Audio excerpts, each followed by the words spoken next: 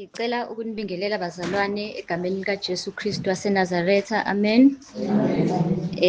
Lomi ngaphambi kwenu uSindi wakakhoza, sisuka eKukhanyeni Baptist Church ePinetown. Bazalwane, siyambonga kakhulu uNkulunkulu ukuthi asihlanganise kanjena. Thina siyaqala ukuhlangana nani kanjena. Sijwayele ukufika nje sivakashile mhlampe ngephasika lolo suku lolo bese siyahamba. Esithembayo ukuthi sisazoqhubeka silode sihlangana kaningi. Angazi uma ngezwakala nemumva. Ayizwakali mic. Ngathi kwayona ayisebenzi. Ayisebenzi.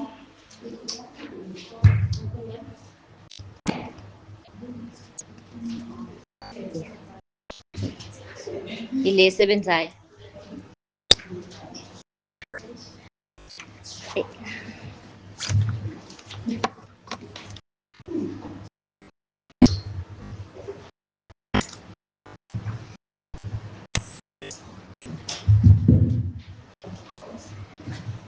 Ngizozama ukumemeza kwamanje.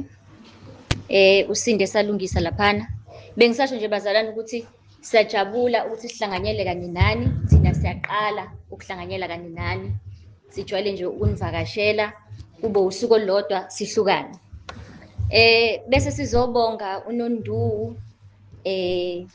Angazi uma sibonga uNondu noma sibonga uNkulunkulu obeke umbono kuNondumiso ukuthi sibe nale conference kanje. Ngiyacabanga uNkulunkulu ukuthi mayebeka something enhlizweni yomuntu usuke efuna ukwenza something. Shuthi ufuna ukusebenza thina bantu besifazana abakhona kule ndawo. Siyazi ke Nondu ukuthi sikunikezile bakithi stress. Kusukela nje uqala ukusitshela usenda ama message singaphenduli. Sicela nje usithethelele. Nathi besingazi ukuthi kwenzakalani, siyayiqala phela into eyenzakalayo singazi sisize kanjani, kodwa siyathemba ukuthi ngokuzathi sizosiza kangcono ngoba sesiyabona ukuthi yini obukade uyifisa. And then bazalwane, mina futhi uNondu enye into ayenzile usinikeze izihloko enzima. Lezi zihloko asinikeze zona kungathi zisendaweni eyodwa. Ngoba uma ubuka ukuthi ekseni kade kukhulunywa ngengqondo eguquliwe, ungalingisizwe. Mina ngizokhuluma ngenhliziyo. Ezinye izinto i-outline yami nje bayibhaxabule sengisele nento engaka nje. So manje ngibona ngisheshe ngihlala phansi ngoba okuningi sekushiwo. Mina nje sengiphethe into encane ngizothi kokushiwo izolo yebo baqinisile kuyiqiniso. Okushiwo ekseni yebo kuyiqiniso. Kwaphinde futhi kwathiwa asilondizwe si-meditate iyo lento abade beyisho bazalwane. Mina nje ngiyabonga sengizoyihlalela phansi. La mavesi kade basebenzisa nami ngisho kuwona bazalwane ukuthi inhliziyo nizothola nje kuyona lawo mavesi. So mina bazalwane ngizobheka inhliziyo eshepwe noma eyakhiwe yizwi likaNkulunkulu. So uzozizwa ezinye izinto ukuthi zicishe zifane. Ngizoqala nje ngichaze ukuthi kungani kubalekile ukuthi sikhulume ngalesi sihloko. Lesi sihloko sibalekile okokuqala engizokusho ukuthi uNkulunkulu unendaba nezinto ezisenhlizweni zethu. Omunye angayitshela ukuthi ngingenza noma yini ngenhliziyo yami, but anginjalo. Ngikuthathela lokho, ngikuthathela ku1 Samuel chapter 16 verse 7. Laphana uNkulunkulu uthuma uSamuel ukuthi ayogcoba, ufuna iking. Uma ngabe ehamba uSamuel yogcoba iking uye endlini kaJese, and uJese unamadodana awu-8. Uma efika ufica u7. Uma ngabe efika khona bamisa ulayini. Firstborn namanye bamiswe. Kodwa uSamuel uma efika kubona uNkulunkulu athi no. Adlule komunye athi no. Aze afike kunumber 7 athi no. And uSamuel uyababona abantu laba ngaba yiking. Ngoba mayibabuka uyabona ukuthi lo ufanele ukuba yiking, umzimba wakho uyavuma. Kenzeka kanjani ukuthi inkosi ithi no kulo, sorry. Uma ngabe esefike kunumber 7 uNkulunkulu ethe no, athi sebephelele yini? Athi hayi no, ukhona omunye kodwa ulena nje ulusa izimvu. Uyabona ukuthi akekho engqondweni zabo, akekho engqondweni kababa wakhe, akekho engqondweni kaSamuel. Uthi uNkulunkulu-ke uma ngabe sifunda laphana, angibheki uNkulunkulu uma ngabe ekhuluma lana uthi uSamuel uma ngabe ebheka yena, angibheki abantu njengoba angibheki njengoba abantu bebheka. Mina uNkulunkulu uma ngabe ngibheka, ngibheka inhliziyo. Kodwa abantu uma ngabe bebheka bona babukani? Babuka ubuso, babuka umzimba, babuka ingaphandle ukuthi umuntu ufanelwe yini ukusetshenziswa uNkulunkulu. Uthi-ke wena uma ufika khona ungabuki ngamehlo bese ubuka ingaphandle bese uyaneliseka ukuthi iyona king le. Ngoba mina uNkulunkulu angibuki njengoba abantu bebuka. Mina ngibheka inhliziyo. Why uNkulunkulu ebheka inhliziyo? Ingoba inhliziyo ifihlekile. Thina lana singafika sisho ukuthi uMama Mkhanyile uyakholwa bakithi, simbonile. Ngizonza uMama Mkhanyile ngoba u-MC angithandi ukuthi umzalwane ngoba uzoqhubeka. uMama Mkhanyile ngiyazi aqhubeke.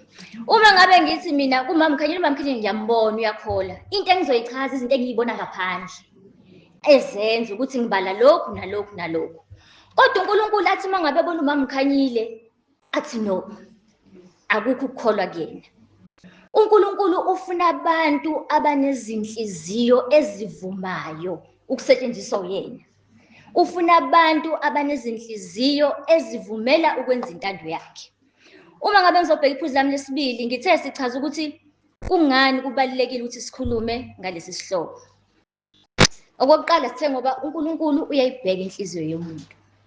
Okwesibili engifuna sikubheke ukuthi indlela nje esibehave ngayo, izenzo zethu ziyasikhombisa ukuthi khona ey'nhliziyweni zethu.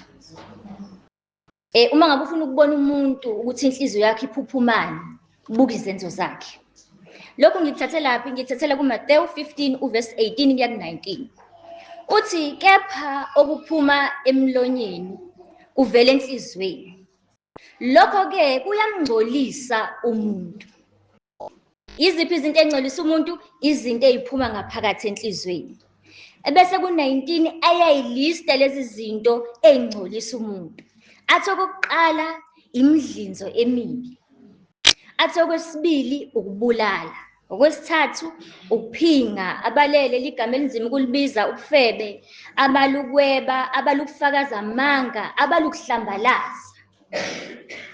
Zonke lezi zinto uma ngabe siy'thola zenziwa abantu, ingoba iy'nhliziyo zabo azakhiwe izwi likaNkulunkulu. Enye into ayishoyo lana ukuthi uma ngabe uzobheka ukuthi umuntu uma ngabe ebulala abantu, inkinga yakhe ayikho ezandleni. Umuntu ohlebayo, inkinga yakhe ayikho emlomeni, isenhliziyweni. Inhliziyo engavumi ukulalela izwi likaNkulunkulu malithi singabulali. Inhliziyo engafuni ukuvuma ukuthi singahlebi.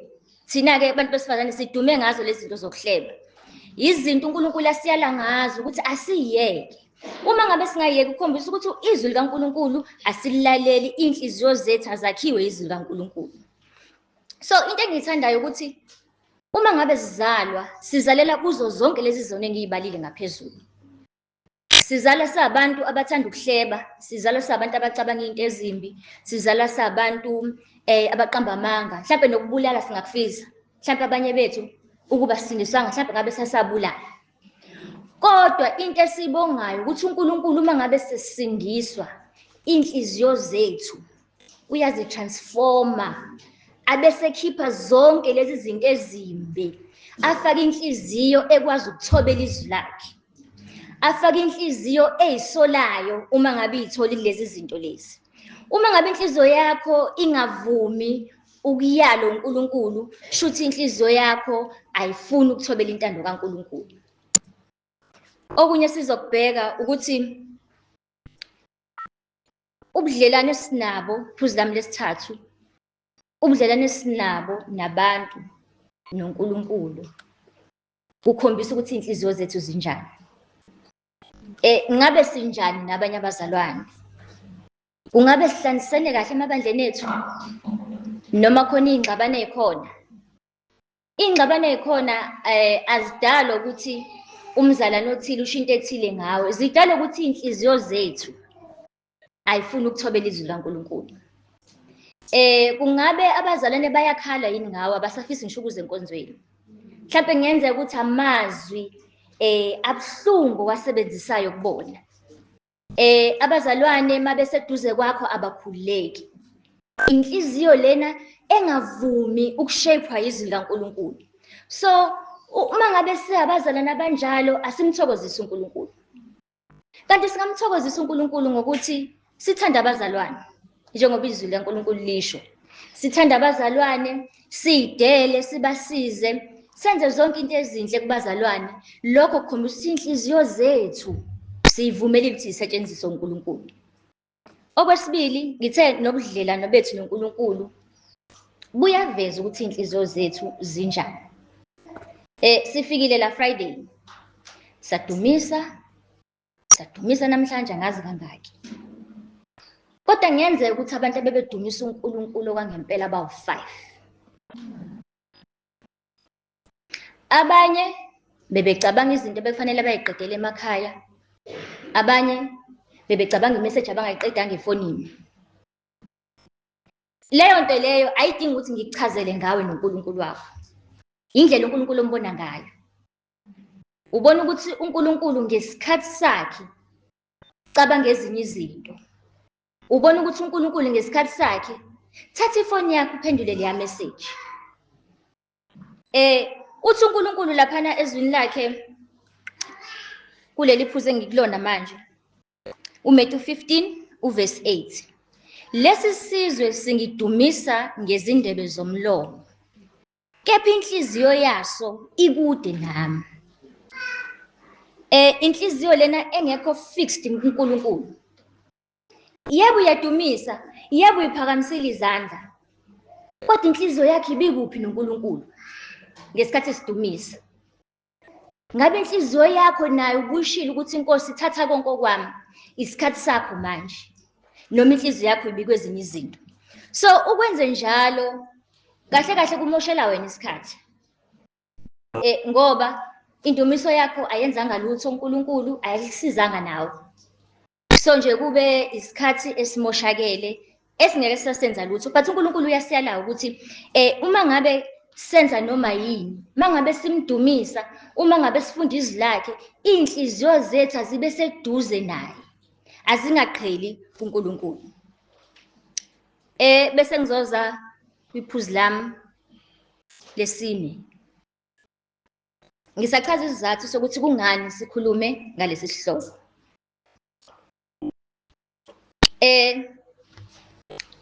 Izinto ey'senhlizweni yakho izona ey'ngadethemani ukuthi uma ngabe udlule emhlabeni namhlanje, yesogweni noma yezulwini. Singahlala nabazalwane la, abazalwane abaningi mhlampe abayi kubona inkosi ngezinto abadisayidile ukuthi bayifake enhlizweni zabo. Ungayimosha impilo yakho manje uphelele esihogweni ngenxa yezinto odisayide ukuthi uyistorishe enhlizweni yakho. Uma ngabe ngisho njalo, sizongena kuleli vesi elithi Izaga 4 uverse 23.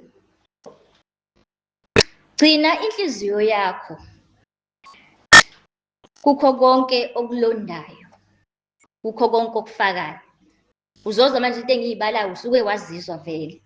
Kukho konke okulondayo ngokuba yona ingumthombo wokuphila. So lela gama elithi gcina kungathi bathi pay attention ukuthi yini oyifaka enhlizweni yakho. Gada ngabe khonani enhlizweni yami, yini lezama ukuqhamuka? Mhlawumbe isibonelo ongasicabanga nje, angazi noma isibonelo esi-right yini. Ngiye ngibona ama-security indlela awuthanda ngayo umsebenzi wayo. Uma ngakuqhamuka umuntu la i-security ibona umuntu njalo imboni kahle ngathi isigebengu, angeke lithi sorry bhuti, lisukuma manje likuvimbe likubuyisele emuva, ngoba liyabona ukuthi lo muntu lo uzokwenza into embi la, angisheshe ngimvimbe ngimbuyisele emuva. So ngifuna ube nalowo mqondo wokuthi into ephuthumayo le, into ekufanele uyenze ngokushesha, into ofela uhlezi uyibheka ukuthi yiziphi mina izinto engiyigcinayo enhlizweni yami. Ngabe izinto ezinhle noma izinto ezimbi? Bese uProverbs 4 uverse 4 wangifundisa wathi kimi, inhliziyo yakho mayibambe amazwi ami. Gcina imiyalo yami uphile. Gcina imiyalo kaNkulunkulu ukuze wenze njani? Uphile. Ungayigcini uzoyesogwini. Singakhuluma la kushaya usandile. Bazalwane nazi izinto esingazenza. Inhliziyo yakho ilungise kanje, ingqondo yakho yenze kanje, izwi liwukuphila, nakusasa yikho. Kodwa uma ngabe ungayigadi izinto ezifika enhlizweni yakho, kungenzeka noma yini.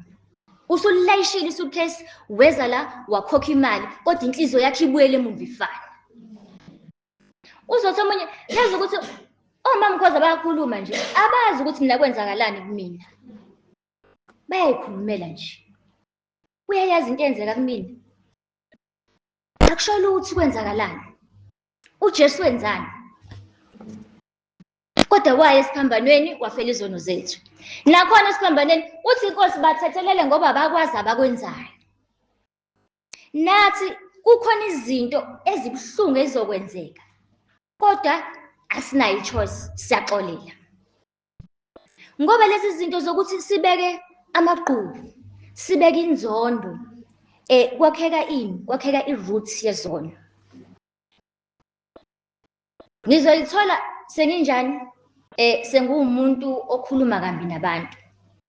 Ngoba kunezinto engiyibekile enhlizweni yami ngangayidlulisa. Yebo woniwe ngiyavuma. Yebo kubuhlungu ngiyavuma. Kodwa uNkulunkulu uthini? Uthi dlulisa. Ngoba uthi uNkulunkulu uma ngabe ungabathethelela abanye izono zabo, iziphambeko zabo, nawe ngeke.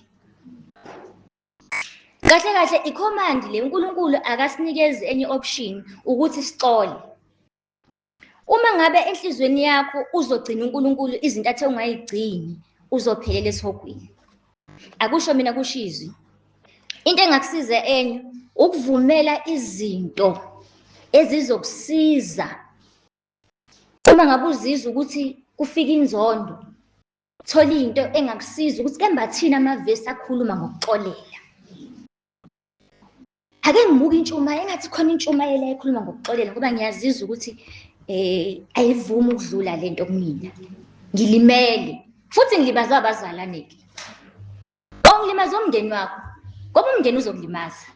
Kodwa uNkulunkulu ufuna ume ezwini lakhe. So kade izinto ezibukayo ngoba zenze njani? Zizokushintsha. Kade izinto ezilalelayo ngoba zizokwenza njani nazo? Zizokushintsha. Inhliziyo inamandla okushintsha ingqondo bese kuphuma amagama. Ngezinto ezisenhlizweni yami bese kuphuma amagama alimazayo. Sengiya kwiphuzu lami lesibili. Iphuzu lami lokuqala engiqale ngalo laphana isizathu sokukhuluma ngaleli ngenhliziyo eyakhiwe izwi laNkulunkulu. uNkulunkulu unendaba nezinto ezisenhlizweni zethu. Number 2, izenzo zethu zikhombisa ukuthi enhlizweni zethu khonani. Ngathi number 3, ubudlelwane esinabo nabantu, bazalwane noma abanye abantu noNkulunkulu kukhombisa ukuthi inhliziyo zethu zinjani. Ngase ngithi okwesi-4 kufanele siyigade inhliziyo zethu ngoba ungenzeka siyithole sisesihogweni noma sisezulwini. Manje ke sengizothi singayibona kanjani le nhliziyo eyakhiwe izwi likaNkulunkulu? Isiphi isibonelo esingakwazi ukuthi sibuke kusona, sikhumbule kusona, siyibuyise ngaso mase sisemakhaya? Ngithatha indaba bazalwane eniyaziyo nje nibaningi, indaba kaMary, uMaria, uma kaJesu. Le ndaba ngibuke uMary esibonele esihle senhliziyo eyakhiwe izwi likaNkulunkulu. Indlela aresponda ngayo kwizimo abengayihlelelanga. Uma ngabe sisobheka nje uLuke 1 uvesi. Sizohamba nje amavesi ngifunda, ngicoshe, ngifunde, ngicoshe, ngichaze. Iphuzu lami lokuqala lithi, inhliziyo eshebhe izwi likaNkulunkulu noma yakhiwe izwi likaNkulunkulu iba nediscipline ukwenza izwi likaNkulunkulu. Sibona i-discipline. Uma ngabe sizobheka laphana uLuke 1 uvesi 26.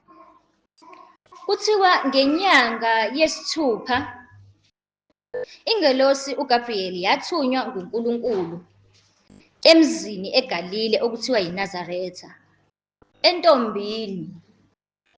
entombini lona awuchazi umuntu wesifazane, but uchaza umuntu wesifazane ongayazanga indoda, eyayithenjiswe umshado.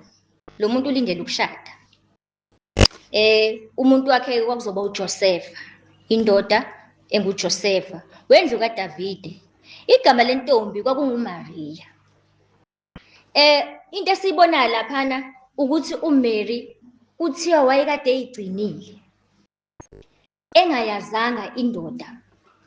Wayeyigcinile ingoba wayene-discipline, wazitshela ukuthi ngizokwenza lento uNkulunkulu ayifunayo.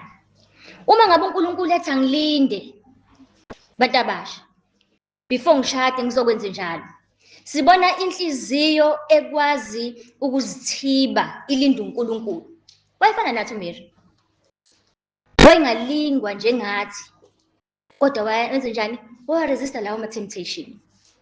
And uma bemchaza uMary kuthiwa wayesemncane. Amanye bathi wayeno-12, abanye bathi no-13, 16 lapho. Kodwa sibona umuntu osazi ukubaluleka kokugcina izwi likaNkulunkulu kuleyo age. Enye into esifunda ngayo ukuthi kuthiwa nje wayephumela ekhaya elalingena imali eningi, babehlalela endaweni esemakhaya. Kodwa into esiyibona kuyena, sibona inhliziyo willing ukwenza intando kaNkulunkulu. Nathi uNkulunkulu uyasiyala namanje ukuthi kufanele siyigcine ngaphambi kokuba senze njani? Sishade, singalingisi izwi. Okwesibili, sibona inhliziyo, iphuzu lami lesibili, ekholwa uNkulunkulu uma ngabe ekhuluma. Ngoba kuyenzeka ukuthi uNkulunkulu akhulume singamkholwa. Nami ngiyayibala lapha. Ngoba khona amanye amavesi othola ukuthi uyalifunda leli vesi kodwa inkosi la, hayi ngeke. Eyibale nami la ukuthi la ngizokhona ukuyenza lento le. So ukungalikholwa izwi likaNkulunkulu lo ukuthi yonke into ekhona la injengoba eyishilo uNkulunkulu. So laphana ke uyigcinile bakithi, uhappy, uzongena emshadweni. Bese kufika ingelosi kuyena. Hayibo. Kuthiwa iyafika ingelosi yasondela kuyena ku-28. Yathi, wena ophiwe umusa, inkosi nawe ubusisiwe esifazaneni. Kepha yena wathuka lapho ezwa izwi layo. Wazindla ngokuthi kungaba kubingelela kuni lokhu. Ingelosi yathi, kungesabi, Mariya, ngokuba ufumene umusa kuNkulunkulu.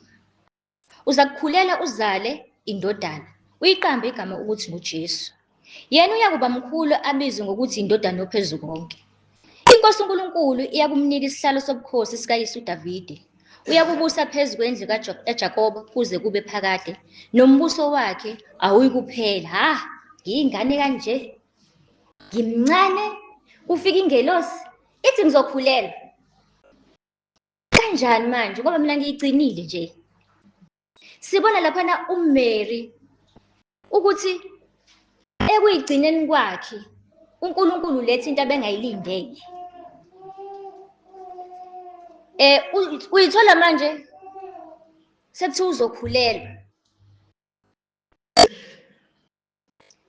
Ngilinda umshado. Kodwa manje inkosi ifika kumina ithi ngizokhulelwa. Yonke lento ngiyacabanga ukuthi mina yayingaba nakho ukungitida ukuthi shothi bengiyigcinelani. Hawu. Ngayigcina, ngenza into right, kodwa manje sekuthiwa ngizokhulelwa. Kuzokwenzeka kanjani ngoba uJosefa ngakahlali naye. Ngoba laphana bathi umshado wabo uhamba ama-stages awu-3. Kwakuqale kube obaba abakhulumayo. bavumelana. And then emva kwalokho bese kube yimina noba u-2 niyathembisana. Okwesithathu bese kuba umshado-ke la senizohlala khona ndawonye. Abakahlali ndawonye la basathembisene. Enye into engifuna siyazi ukuthi ukuthenjiswa laphana babekuthatha serious ngale ndlela ukuthi uma ngabe utholakala ukhulelwe wawungabulawa ngisho ukubulawa. Ufana nomuntu manje osekhomithe i-adultery kodwa akakashada. Umthetho kaMose unjalo. So uyayicabanga lento eyenzeka engqondweni, mhlawumbe ngithi engqondweni zethi angeke ngazi ukuthi uMaria yamfikela yini. Ukuthi shuthi kungenzeka manje abulawe. Ihlazo lona kade eyigcinile. Enza izinto ngendlela e-right. Izinto mina zazingangifikela leyo njengomuntu ukuthi ihlazo ngizobabhekela ubani abantu uma sebeza ukuthi sengizokhulelwa manje. Kodwa into esiyibonayo laphana kuMaria ukuthi ubuza nje umbuzo owodwa ku-34 uthi kuyokwenzeka kanjani lokhu njengoba ngingayazi indoda. Ngiyakuzwa angiphiki but ngicela nje ungichazele ukuthi kuzokwenzeka kanjani ngoba angiyazi indoda. Yebo ngiyakuzwa khona umntwana ozofika kumina kodwa lowo mntwana kuzokwenzeka kanjani. Wayengabuzi ngoba wayedoubt, wayengabuzi futhi ngoba wayemphikisa. Into esiyibonayo ingelosi ke yafika nakusasa uSara wahleka. uZakhariya umpriest esebenza ethempelini wangayikholwa ingelosi, waba nama-doubts. Wadatha ini? Ingelosi kaNkulunkulu, amazwi kaNkulunkulu. Kwenzakalani kuyena? Waba mute. Wamvala uNkulunkulu. Waze wakwazi ukukhuluma uJohane esezaliwe. Ubungozi bongalikholwa izwi likaNkulunkulu. Khona i-punishment bazalwane. Asibe ready. Masingalilaleli iyeza i-punishment. Ngokuthi nje akakholwanga. Yena-ke futhi okwakhe kungcono ngoba yompriest esebenza eduze. Uyena umuntu wokuqala engimona ukuthi ufuze ngabe walikhona. Number 2, ingelosi engaqali ngayo ukufika izothi uzoba nomntwana. Ifikile nakusasa. uMaria ayikaze yenzeke lento kuyena. Akekho umuntu okhulelwe ngomoya engcwele. Into engakaza yizwe inhlobo uyikholwa kanjani? Inhliziyo ebunjwe eshape izwi likaNkulunkulu. I think incazelo eziningi. Lokho kushoyo inkosi kuzokwenzeka kanjani? Okay. Thina siyabuza. Ayi ngeke. Umndeni wami manje mase ngikhola phela ngithi umndeni wami ngeke usazwana nami abangani bami angeke. Siyabuza. Kodwa le nhliziyo le inokuyithoba. Ayisashona nokuthi imali manje Gabriel i-engagement yami yona kwenzakalani? Mabe ngibulala ngizoshona umuntu wami yena. Hayi. Ngoba phela naye uJosepha manje uzochaza thini isitori sakhe? Akayikhathazi nangoJosepha ngoba uyazi ukuthi uNkulunkulu yena ohlelile uzoyisotha yonke into. Ukusho nje Nkosi ungibeka la ngicela nje Nkosi konke kube sezandleni zakho. Washiya ukuthi abantu bazothini? Washiyela enkosini. Izwe lizomhle ngishiyela enkosini. uJosepha uzongilaxaza kulungile.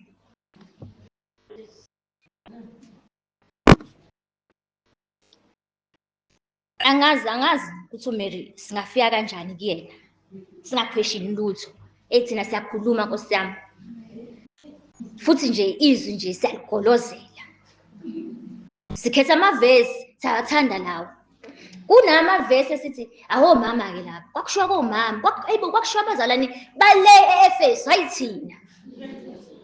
Sesiyabaleka ke lapho ngoba siyabona ukuthi cha izwi ngempela manje linjani liqondeni nathi. Ziningi ke ezinye izibonelo engizokwenzela zona ze-punishment. No, ngingathi ziningi, neyodwa. Uma ngabe uNkulunkulu bazalwane ethi kuthina sesigugile. Ethi kuthina ningaboshwele ejokelini nabangakholwa. Siyayikholwa yini leyo nto. Ngenza nje isibonelo ngoba khona abantu besifazane abanye abangashadile la. Niyayikholwa ngempela bazalwane lona?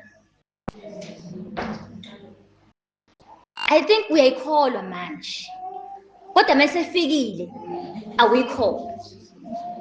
Ngoba phela uzofika lo ongakholwa uNkulunkulu nathi singashadi nabantu abangakholwa usho yona leyo nto uqinisile kuyona. Uzofika lo ongakholwa uready yini ukuthi noma ngaba nani. uNkulunkulu uthe no. Siyamkholwa uNkulunkulu kulezi zinto ey'njalo. Bazalwane kune-punishment eza ngokuthi uNkulunkulu ungamlaleli. Kunabazalwane namhlanje abangenile emshadweni nabantu abangakholwa. Namhlanje siyabanxusela enkosini ukuthi inkosi ibaxolele ngoba manje sekushubile.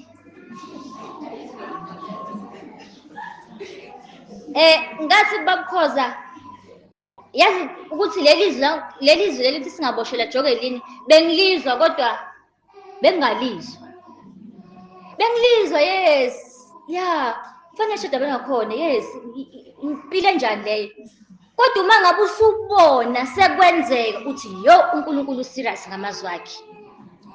Akwenzeki ubumnyama nokukhanya akuhlangani. Yebo mhlawumbe kuzoba mnandi. Uzothi abantu kwahle mamkhoza mina nginazo izibonelo. Ba right laba enginabo. Ba right. Abanye ba right. Baphethwe kahle ba right. Kodwa baye esihogweni be right. Ngoba omunye ukuphatha kahle shame. Hayi hamba esontweni, hawu hayi akunankinga. Hamba esontweni akakunqabeli inkosi yami. Ukuphethe kahle iqanda. Yebo. Iqanda.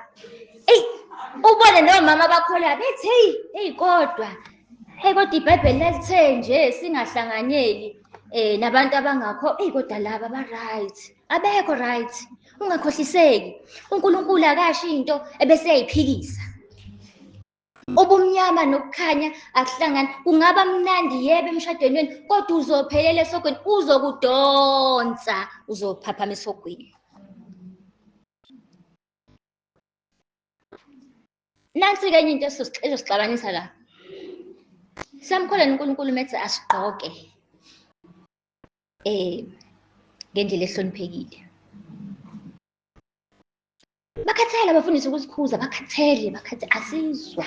Hey asizwa bazalwane kungcono sisodwa la. Siyakhuzwa. Asidinga abafundisi sidinga inhliziyo ezishephe izwi laNkulunkulu. Uthi uma ugqoka athi umoya engcwele no. Umoya engcwele thina sithi sizombona masibuya. Kodwa ngizoyigqoka lento ngizoyigqoka. Kune-punishment ezayo. Yonke into esingayilalela sithathe kanjalo. Angilalelanga lindela-ke i-punishment yakho. Yebo ungabona sengathi ukugqoka kwami akukho that bad hawu. Kodwa khona umoya engcwele kuwena. And umoya engcwele ukhulumile nawe. Wathi no ayikho right into oyigqokayo. Mangithi into esiyigqoka yonke indawo. Yes, yonke indawo.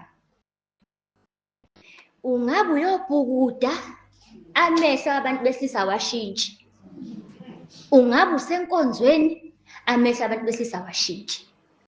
Unabantwana abakhulisayo cabanga ukuthi ufuna babuke i-dress code enjani. So kufanele abantu bathi yazi lo sisi ugqoka ngendlela ehlukile. And futhi niba bahle kakhulu-ke manigqoke kahle. Izwe lisitshela ukuthi asikho bahle mangabe singa-reveal. Kodwa leyo ngiyishela inkosi ezosisiza kuyona. Akusimina oshoyo. Mayithi inkosi sigqoke ngendlela ehloniphekile. Singafaki isilingo injalo nje. Masingayilaleli iyeza i-punishment.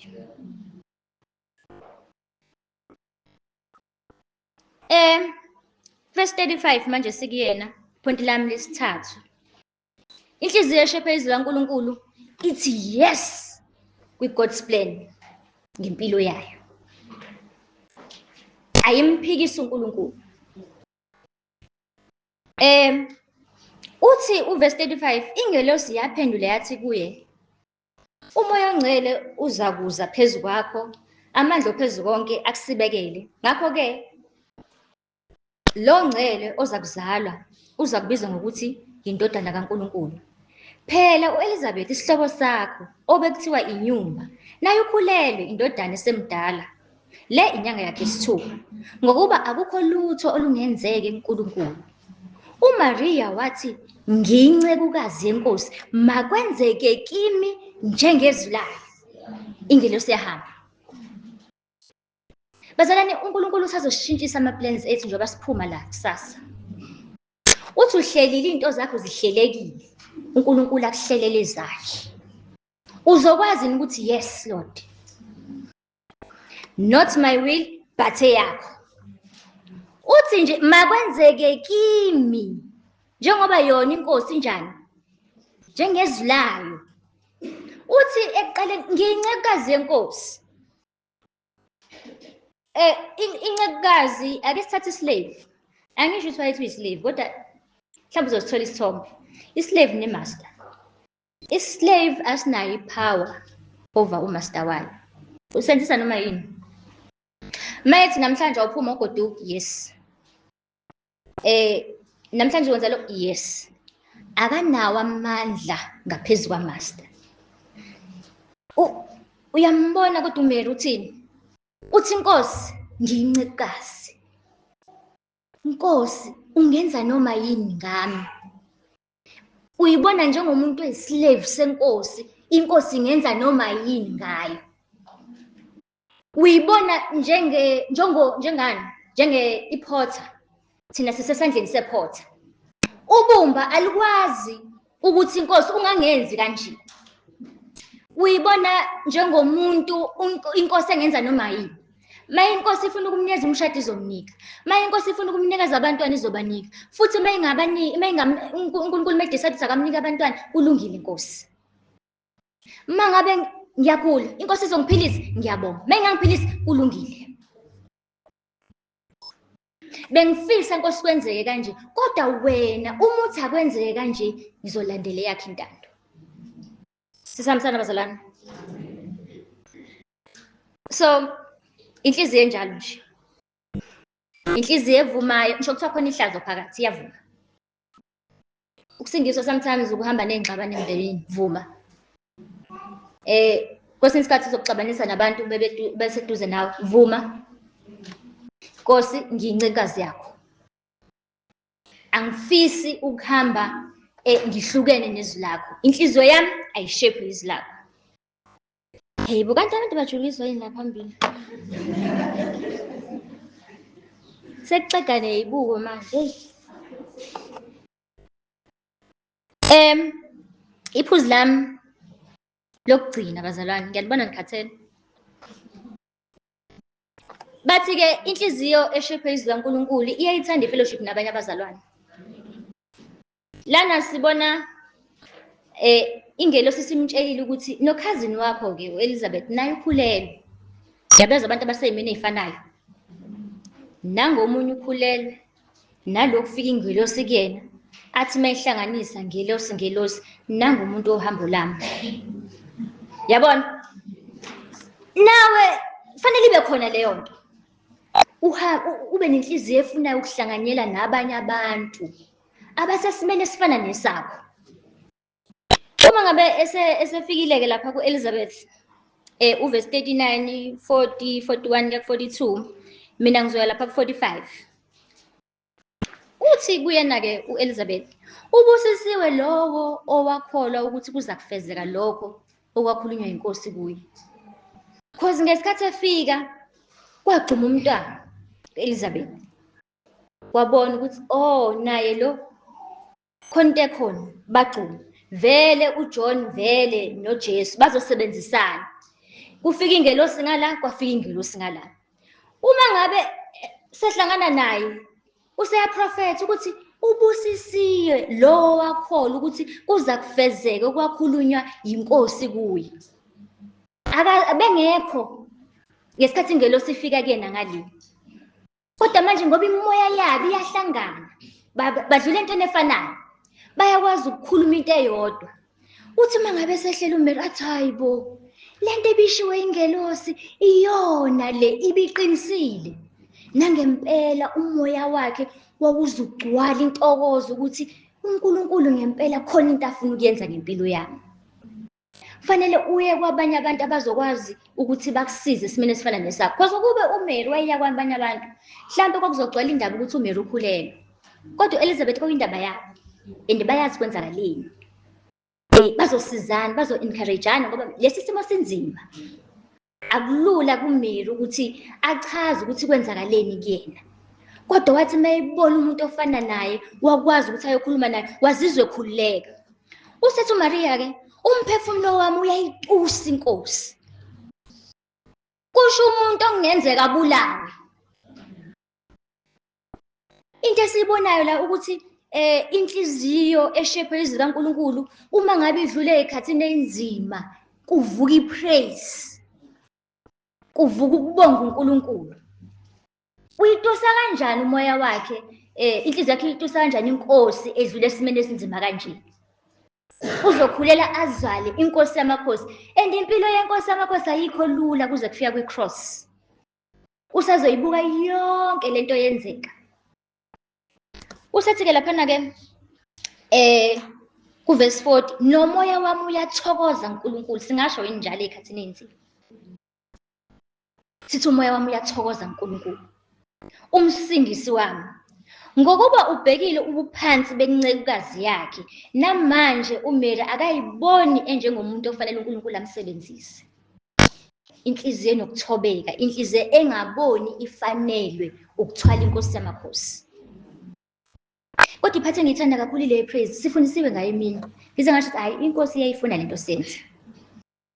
Ukuthi ezinye zey'ndlela zokubeka izwi likaNkulunkulu, sibona lana ukuthi uMary ipraise yakhe inamavesi. Awukwazi ukhuluma nangendumiso kaHana ngesikhathi naye ethola umntwana. Uyithatha kuleyo nto. OMary babengafundile. Kodwa amaJews into ayenza, ingane yayithi meqala ukukhuluma, babafundise izwi, babafundise ukuthi bamemorize ivesi, bamemorize. uMary futhi ngenzeka lapha emasinagogeni ukuthi nabo babememorize amavesi, ayavuka manje. Ngezikhathi enzima akuzukuvuka ifoni. Kufanele kuvuka umhlabelelo ohamba nezwi njengoba sifundisiwe mina. Nala seyibona lento ukuthi hayibo, yazi le ndumiso igcwele izwi. uMary ngoba engafundile, enganawo wonke lama resources esinawo manje. Kodwa wayenezwi elilondile enhlizweni yakhe. Okwathi makufika izikhathi enzima, laphuphuma enhlizweni yakhe. Kwayilona elimsizayo ukuthi ame.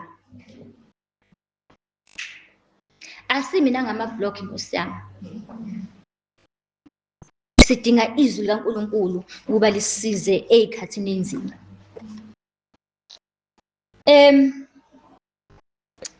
Sengiyanidedela-ke manje. Le nhliziyo-ke singenza kanjani ukuthi siyidevelophe le ezoshepha izwi likaNkulunkulu, ezokwakhiwa ibunjwe izwi likaNkulunkulu. Amavesi amaningi ashiwe emini. Iphoti lami lokuqala angilikopelanga Nkosi yami, bengilibhalile. Bengibhala ukuthi mina lazi sokhe ngezwi likaNkulunkulu bese uyayitraina ukulalela. Nami ngeke ngisayichaza indlela yokuyisokha ngoba nami mina benginokunye ukubhuquza nje. Ubhuquze nje kulona. Emotweni udriver nje dlale, uklina laphana. Mnandi manje khona amabhebhela alalelwayo. Lalela something, uthi ungena laphana ulingeka ko-Facebook. Khona lapha ku-Facebook, khona abantu aba-right, abaphethe izinto ezimnandi kabi, ezinezwi likaNkulunkulu. Nami khona abazalwane abangisendela amavesi usuku nosuku. Ngiyabona ukuthi ayisho ukuthi iNkosi idila nathi ngempela-ke manje. Ngoba nje usuku nosuku nje khona umzalwane nje ungimele bazalwane, uyangisendela. Ngithi nje hey, ngiyayibonga iNkosi ngoba shuthi ngempela izwi likaNkulunkulu kufanele lihlezi likhona ezingqondweni zethu, siyisokhe, sihlezi simanzi. Ngiyacabanga into emanzi. Ayomi lento. Ilodi imanzi nje. Imanzi ini, ispontshi esigcwele ini, izwi likaNkulunkulu. Ungavumi izono zikukhame. Mazikukhame izoshona khona. Yodipha ispontshi sakho uthi phinde futhi sibe dry ubuye. Uyitshela ukuthi ngizolode ngiyile eNkosini, ngeke ngigive up, ngizolode ngiyile. Athi kaMahubo 119, I think bese siwenzile uverse 11, enhlizweni yami ngiyakulonda izwi lakho ukuze ngingoni. Sona ngoba vele akukho lutho. Ayikho into esilawulayo, ayikho into esiyikhumbulayo eshiwo uNkulunkulu. Kodwa uma ngabe kukhona izwi likaNkulunkulu kuba nzima ukuthi sone.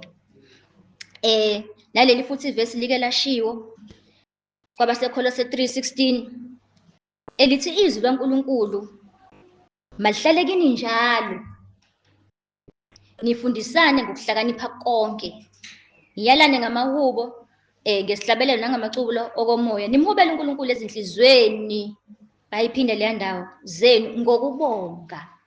Kodwa iphathi engiyithandayo ukuthi malihlale kini namhlanje kuphela.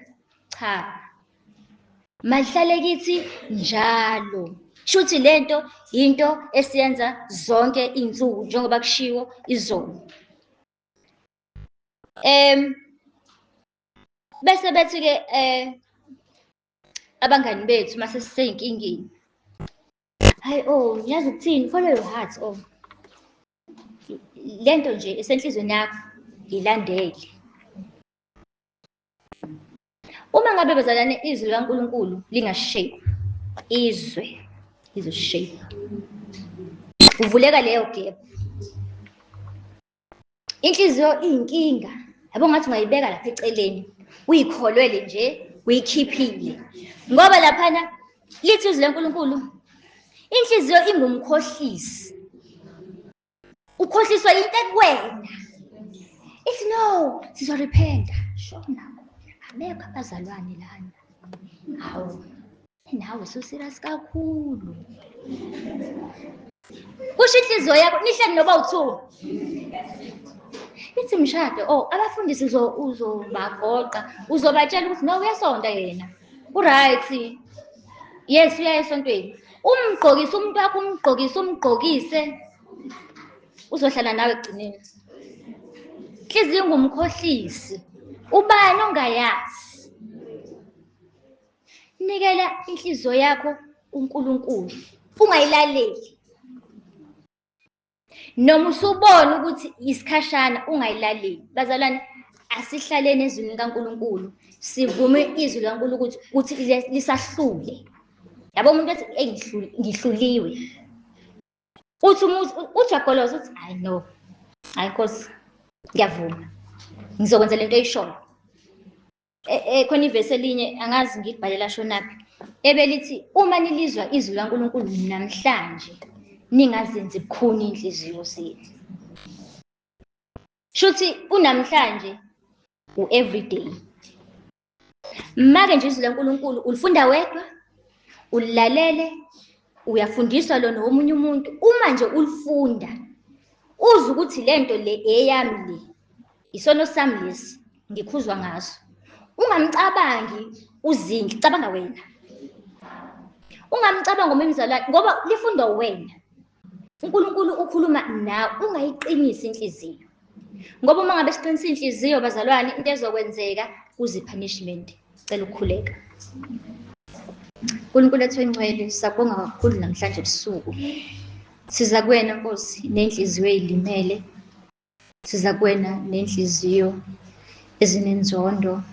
Siza kuwena Nkosi nenhliziyo ezingafuni Nkosi ukulalela izwi lakho.